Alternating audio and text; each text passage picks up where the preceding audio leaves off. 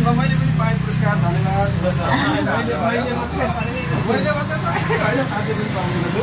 हाम्रो माया दिदीलाई धेरैभन्दा धेरै धन्यवाद कफी पिउनुहुन्छ नि हजुर कफी हजुर पिउ न तपाईँहरूलाई सोधेर यहाँ चाहिँ माया दिदीको घर हो होइन हाम्रो माया दिदीको हामी चाहिँ भान्जाहरू उहाँको बाबा मम्मी चाहिँ उतै युकेमै हङकङमा हुनुहुन्छ होइन के नाम पो भन्नुहुन्छ हजुर वीरप्रसाद गुरुङ र देवी हजुर देवीको उहाँको फोटो पनि छ माया गुरुङ दिदी उहाँको चाहिँ भान्जा होइन उहाँको बाबाले बाबाको नाम के अनि